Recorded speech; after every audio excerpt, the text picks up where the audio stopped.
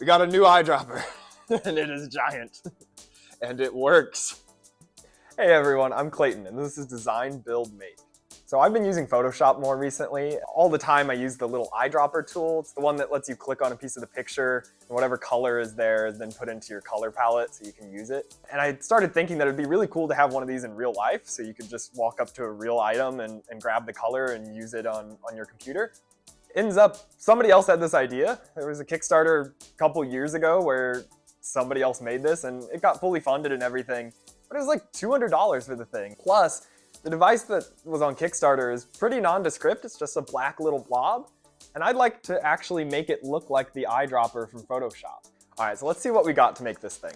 First, we got this small microcontroller. It'll interface with the color sensor, and it also has a USB port so we can send the data back to the computer. Next up is this color sensor. So not only does it have the sensor, but it also has a really bright white LED on board. Finally, we needed an enclosure for the project. I got this eyedropper, but there's just no way we're gonna be able to fit it in here. So instead, I bought this turkey baster online, and it looks a lot like it. It's just, I don't know, 10 times as big. Even this really large turkey baster is not going to fit the color sensor inside of it down near the bottom.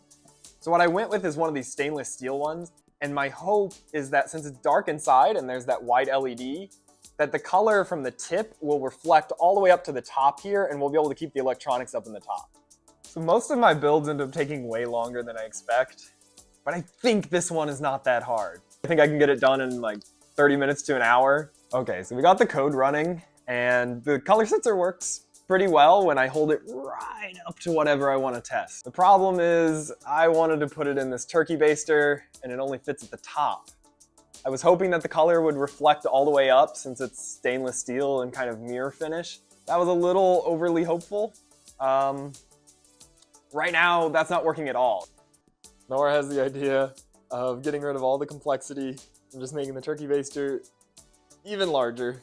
They don't make turkey basters that large, so we're gonna have to build our own. We're headed to Home Depot. Surprising number of people at Home Depot at 9 p.m. on a Thursday.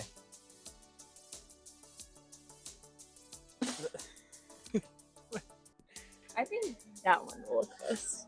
We got the squishy part of a plunger and some sort of reinforced plastic pipe.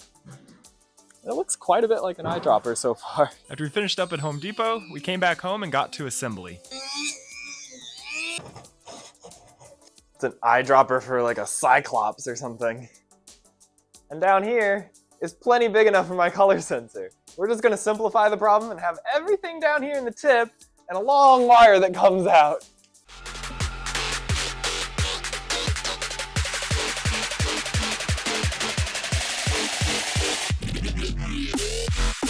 We got everything glued in place. We have our little button here that we can press to take a reading. We've got the sensor right at the tip. So all that's left is to take a few readings on different colors that we know about and use that to calibrate the sensor. There's an interesting difference though between how a color sensor works and how our eyes work. So when a color sensor gets twice as much red light, it'll have twice as high of a reading. But when our eyes see twice as much red light, we don't actually perceive that as twice as bright. We actually see much larger differences when colors are dark, and we don't perceive that much of a difference when the color is very bright. And so to account for this effect, you need something called gamma correction. You have to apply a transformation on the readings that are coming in for it to actually match what your eye would perceive. Once we did that, we needed to do a little bit of calibration for brightness, and then it started working pretty well. Let's give it a go. We've got several colors of vinyl here, and we're just gonna go down the line and see what the device says for each of them. Start with baby blue, darker blue, maroon, pink, yellow, and green.